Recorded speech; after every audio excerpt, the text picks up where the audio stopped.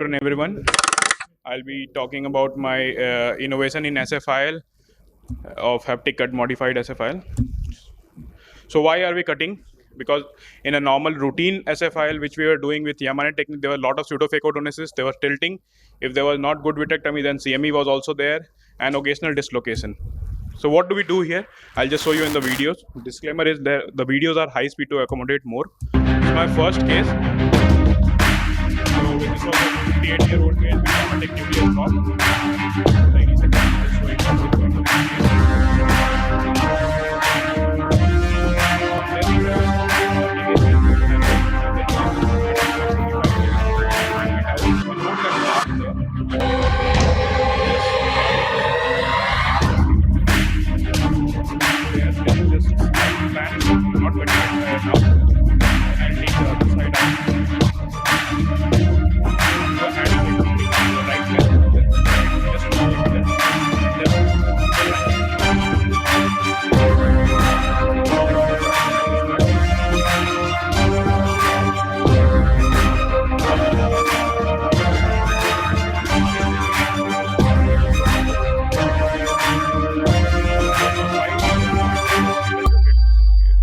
six by six.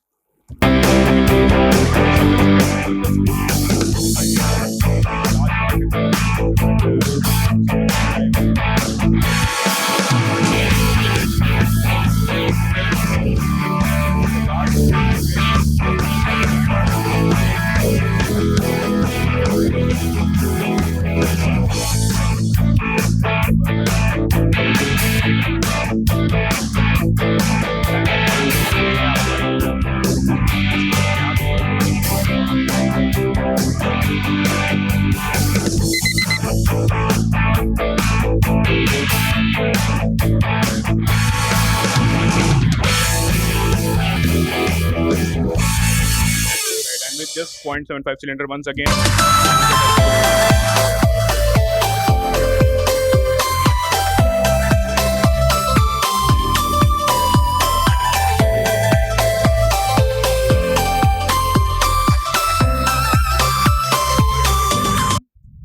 So the post-op of that, and the origin of idea was a dislocated Yamane, which I saw in my opening. In this case, I thought, okay, I'll take same I will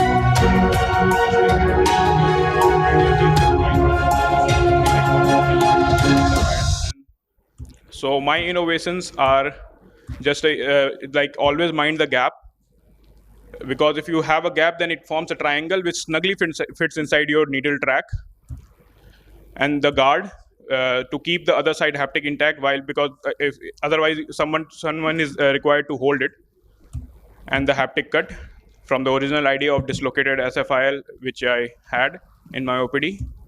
This is the master chart of almost 15 patients I have done already. And if you don't have a Bowie, then you can also do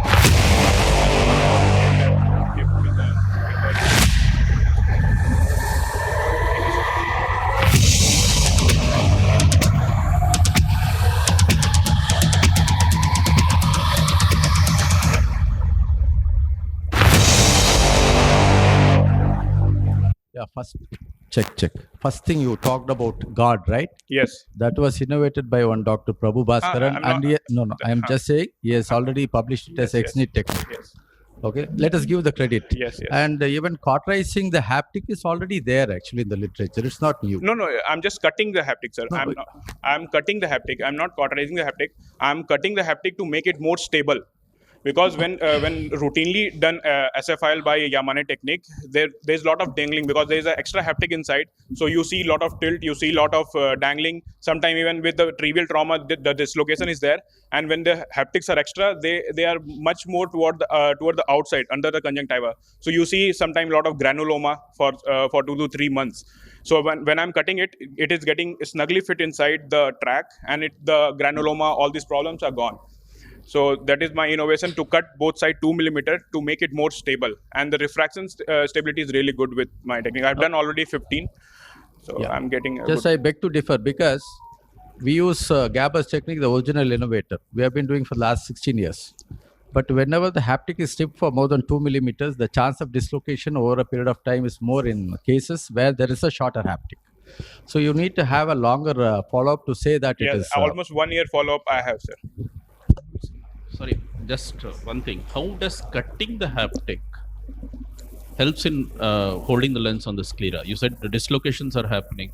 No, sir, because once we are cauterizing it and then sending the haptic back, so both the sides there are extra haptic lens which is there inside the eye.